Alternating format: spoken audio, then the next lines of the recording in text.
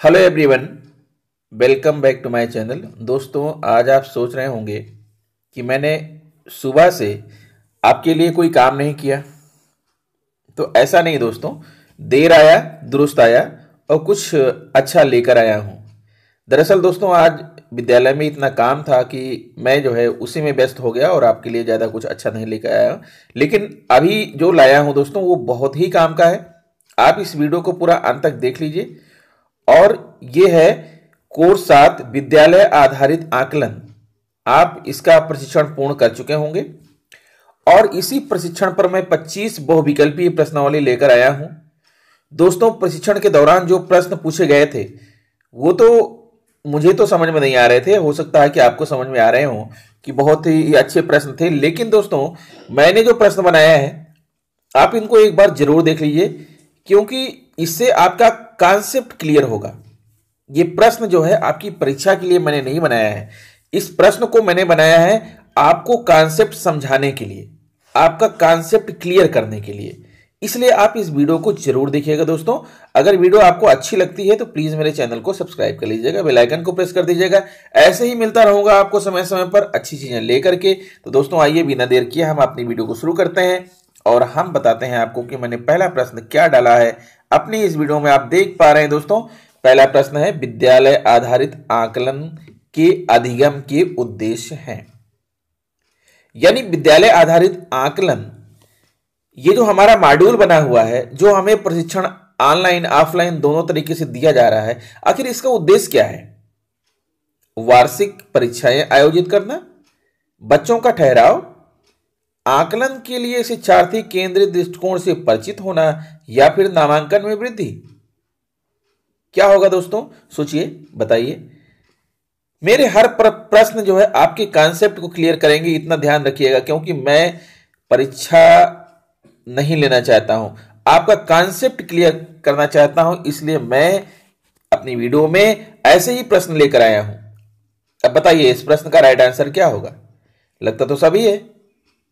चलिए देखते हैं। राइट आंसर है इस क्वेश्चन का ऑप्शन नंबर 3, आकलन के लिए शिक्षार्थी केंद्रित दृष्टिकोण से परिचित होना।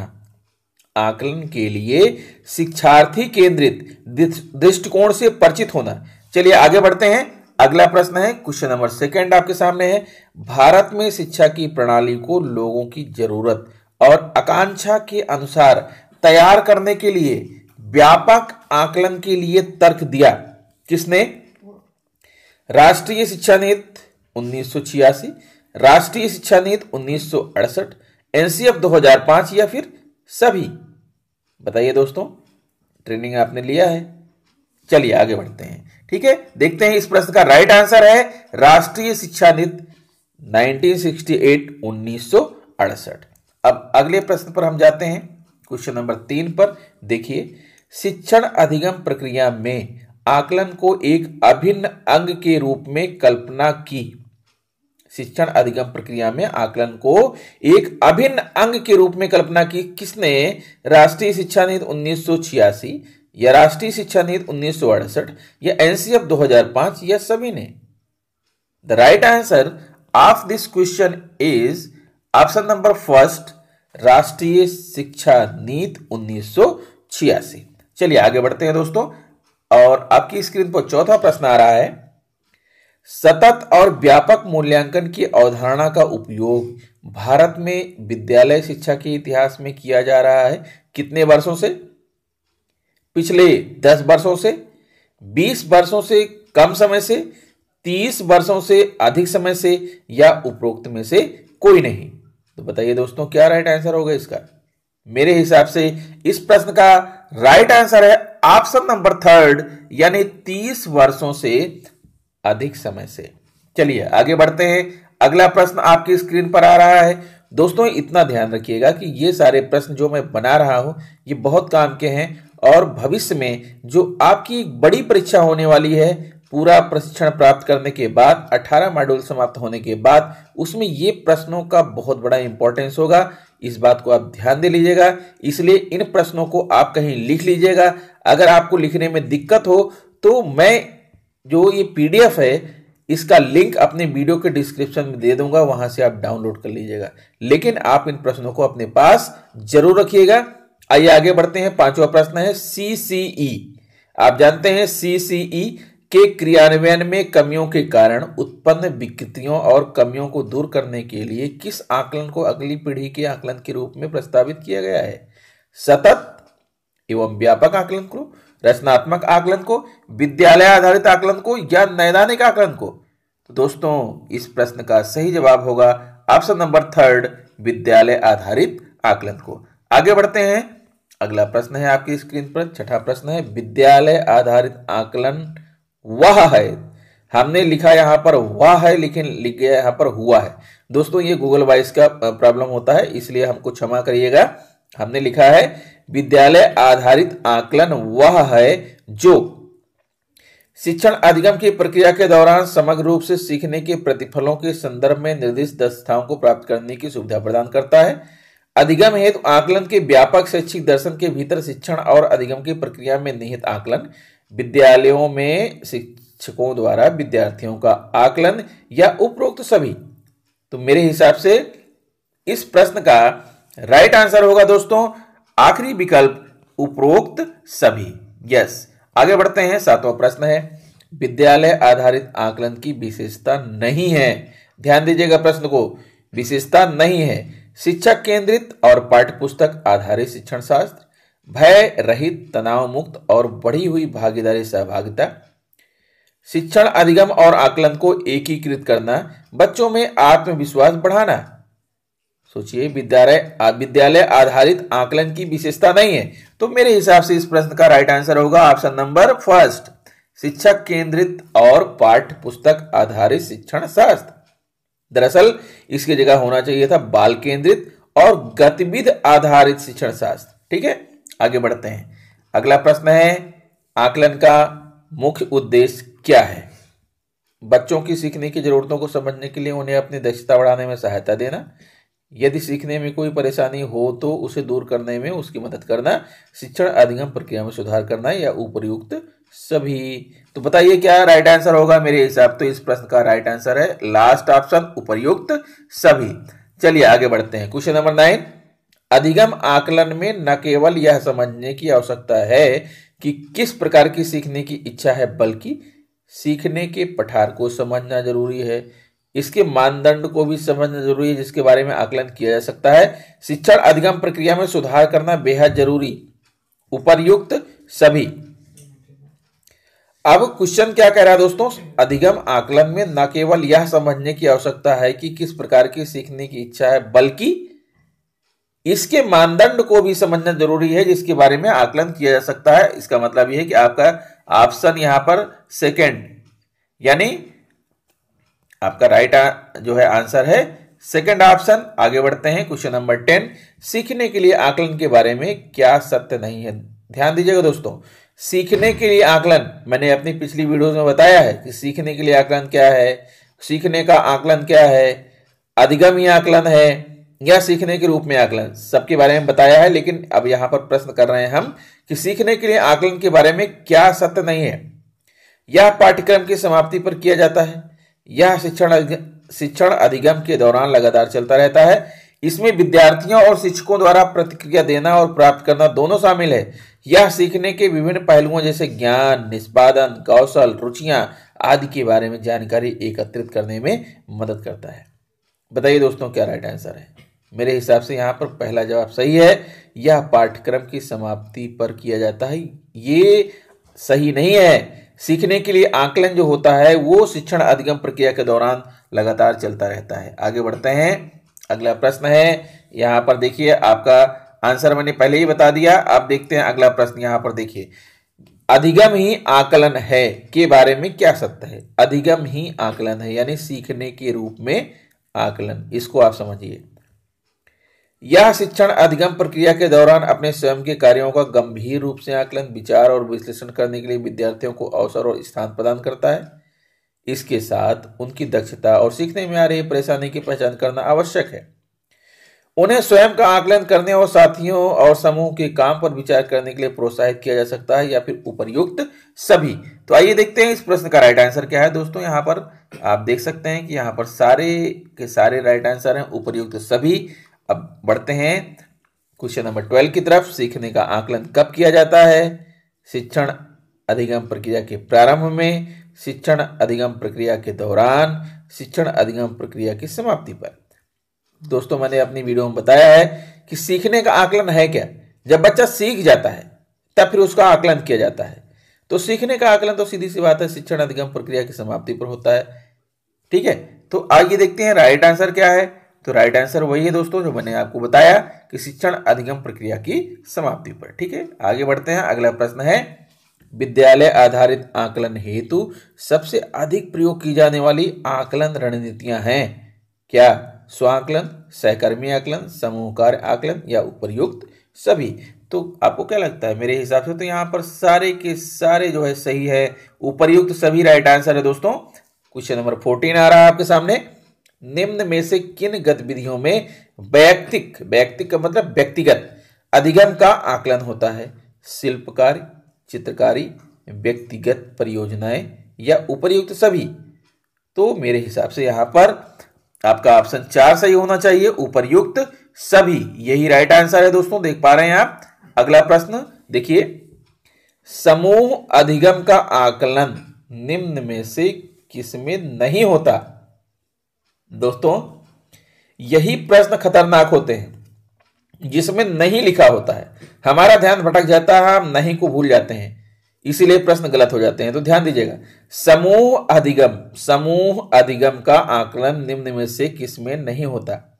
शैक्षिक भ्रमण, रंगोली बनाना, निबंध लेखन, सर्वेक्षण। क्या लगता है आपको? मेरे हिसाब से यहां पर तो थर्ड ऑप्शन सही होना चाहिए। जी हाँ, बिल्कुल सही है। आगे बढ़ते हैं। क्वेश्चन नंबर 16, रूब्रिक्स के बारे में क्या सत्य है?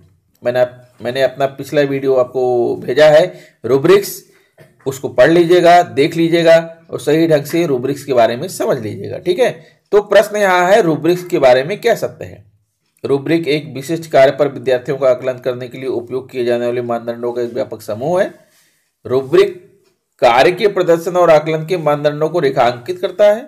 रूब्रिक्स में लचीलापन और अनुकूलन क्षमता होती है। आपको क्या लगता है? उपर्युक्त सभी। जी हाँ, बिल्कुल आप सही सोच रहे हैं दोस्तों, बिल्कुल सही सोच रहे हैं। यहां पर उपर्युक्त सभी आपका राइट आंसर होगा। और आगे प्रश्न है, रूब्रिक्स के कितने मापदंड होते हैं? तर्क लगाइए दोस्तों यहां पर। 5, 4, 6, इनमें से कोई नहीं। क्या सोच रहे हैं आप? 4? ओहो, बिल्कुल सही सोच रहे हैं आप, बिल्कुल राइट सोच रहे हैं। रूब्रिक्स के 4 मापदंड होते हैं। आगे बढ़ते हैं। अगला प्रश्न है, रूब्रिक्स का उद्देश्य क्या है? महत्वपूर्ण सोच को प्रोत्साहित करना, शिक्षण विधियों को परिष्कृत करना, समय पर प्रतिक्रिया प्रदान करना, उपर्युक्त सभी। तो दोस्तों मेरे हिसाब से तो यहां तीनों सही होना चाहिए ना, जो लिखा है तो बिल्कुल सही लिखा है। अच्छा, आप भी यही सोच रहे हैं? चलिए ठीक है, कोई बात नहीं, उपर्युक्त सभी इस क्वेश्चन का राइट आंसर है। ओके, क्वेश्चन नंबर 19 आइए। किस आकलन के लिए विद्यार्थी को किसी उत्पाद या घटना के लिए उत्कृष्टता के मानदंडों के आधार पर अपने साथियों से प्रतिक्रिया श्रेणी प्रदान करने की आवश्यकता होती है, जिसकी निर्धारण में विद्यार्थी शामिल हो सकते हैं? हाँ दोस्तों, प्रश्न थोड़ा लंबा है, इसलिए आपको समझने में टाइम लगेगा। ठीक है, लेकिन मैं पीडीएफ दे रहा हूं ना आपको, वीडियो के डिस्क्रिप्शन में पीडीएफ की लिंक दे रहा हूं, वहां से डाउनलोड करके आराम से आप पढ़ लीजिएगा। ठीक है, चलिए हम जल्दी से बताते हैं। वैयक्तिक आकलन, समूह अधिगम का आकलन, साथी समूह द्वारा आकलन, या उपर्युक्त सभी। तो आइए दोस्तों हम देखते हैं इस प्रश्न का राइट आंसर क्या होगा। हमने लिखा है यहां पर साथी समूह द्वारा आकलन, क्योंकि प्रश्न बड़ा था तो जैसा आप सोचते हैं वैसा मैं भी सोचता हूं, तो मुझे भी लग रहा था कि मैं क्या बोलूं। आगे बढ़ते हैं। क्वेश्चन नंबर 20, साथी समूह द्वारा आकलन के उद्देश्य क्या हैं? विद्यार्थी अपनी प्रगति और कौशल विकास पर विचार करना और गंभीर रूप से आकलन करना सीख सकते हैं। विद्यार्थी अपनी समझ और अपनी क्षमताओं के बीच अंतराल की पहचान कर सकते हैं। विद्यार्थी अपने प्रदर्शन को बेहतर बनाने के लिए विचार कर सकते हैं। दोस्तों यहाँ पर तो जो तीनों बातें ऊपर लिखी गई हैं मुझे सही लग रही हैं। ठीक है, तो आइए देखते हैं इस प्रश्न का राइट आंसर क्या होगा। मेरे हिसाब से तो यहाँ पर होना चाहिए आखिरी यानी उपर्युक्त सभी। ठीक है, चलिए आगे बढ़ते हैं। विवरणिका में क्या नहीं आता? दोस्तों विवरणिका, आप जब 7वें मॉड्यूल का प्रशिक्षण ले रहे थे तो आपको विवरणिका के बारे में बताया गया था, लेकिन क्या आपको याद है? नहीं ना, क्योंकि प्रशिक्षण लेते समय इतनी जल्दबाजी रहती है कि जल्दी से प्रशिक्षण पूर्ण हो जाए, हमारा काम हो गया। लेकिन दोस्तों ऐसा नहीं है। प्रशिक्षण में जो कुछ है, मॉड्यूल में जो कुछ है, हमको उसको अध्ययन करना है, सीखना है कि क्या कहा गया है। तो इसमें क्या नहीं आता ये बताना है। परियोजना, चित्रकारी, स्वयं की समस्याएं, पड़ोसी की समस्याएं। दोस्तों यहाँ पड़ोसी की समस्याएं मेरे हिसाब से ये नहीं आता है, यही आपका राइट आंसर होना चाहिए। सही है, आगे बढ़ते हैं। अगला प्रश्न है क्वेश्चन नंबर 22 कि प्रगति का विवरण ऐसा होना चाहिए जो यह दर्शाए कि विद्यार्थी क्या खाता है, विद्यार्थी क्या कर सकता है, विद्यार्थी किस जाति का है, विद्यार्थी किस धर्म का है। क्या लगता है दोस्तों, आप क्या सोच रहे हैं? मेरे हिसाब से तो यहां पर राइट आंसर है विद्यार्थी क्या कर सकता है। चलिए देखते हैं। हाँ जी, यही राइट आंसर है, विद्यार्थी क्या कर सकता है। बाकी तीनों चीजें बिल्कुल बकवास हैं, इससे हमें कोई लेना देना नहीं है। आगे बढ़ते हैं। क्वेश्चन नंबर 23 है, आकलन क्या कर सकता है? आकलन बच्चे की ताकत साझा कर सकता है और उसमें सुधार एवं प्रगति के उपाय सुझा सकता है। आकलन शिक्षकों को यह जानने में मदद कर सकता है कि प्रत्येक विद्यार्थी कितना बेहतर ढंग से सीख सकता है। सभी आकलन से विद्यार्थियों की प्रगति पर नजर रखा जा सकता है। दोस्तों क्या सोच रहे हैं आप? राइट आंसर ऑप्शन नंबर 3, बिल्कुल सही आप बता रहे हैं। सही सोच रहे हैं दोस्तों, बिल्कुल सही सोच रहे हैं। आगे बढ़ते हैं। अगला प्रश्न है, SBA का फुल फॉर्म क्या है? Similar basic assessment, systematic and broad assessment, system based assessment, school based assessment. दोस्तों आपने ट्रेनिंग लिया है। Right answer option number 4, school based assessment.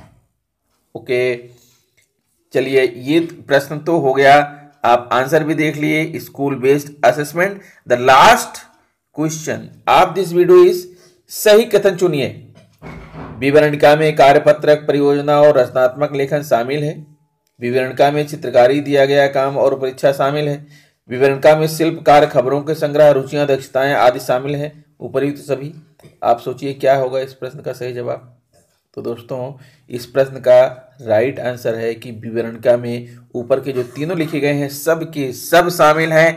ठीक है, इतने ज्यादा थे कि मैं उनको 4 ऑप्शन में नहीं दे पाया, इसीलिए मैंने आपके लिए एक नया क्वेश्चन बना दिया। तो यहाँ उपर्युक्त सभी होगा। दोस्तों आशा करता हूं कि मेरा वीडियो आपको अच्छा लगा होगा। मैं आपको एक चीज बताना चाहता हूं, अगली वीडियो में मैं आपके लिए लेकर आ रहा हूं कि प्रेरणा लक्ष्य को प्राप्त करने के लिए, जैसा आपको मालूम है कि हमें मार्च 2022 में प्रेरणा लक्ष्य को हासिल करना है, तो प्रेरणा लक्ष्य को प्राप्त करने के लिए प्रधानाध्यापक कैसी कार्य योजना बनाएं, किस प्रकार की कार्य योजना का निर्माण करें ताकि प्रेरणा लक्ष्य हासिल हो सके। तो दोस्तों बहुत ही इंपॉर्टेंट वीडियो होगा, आप मेरे चैनल पर बने रहिए, मेरा चैनल सब्सक्राइब कर लीजिए। अगर आपको इस वीडियो को देखना है तो मैं कल ही इस वीडियो को डालने वाला हूं, तो दोस्तों आप देखिएगा जरूर और अपना कमेंट भी कीजिएगा कि आपको कैसा लगा। मिलता हूं दोस्तों आपसे नेक्स्ट वीडियो में। नमस्कार।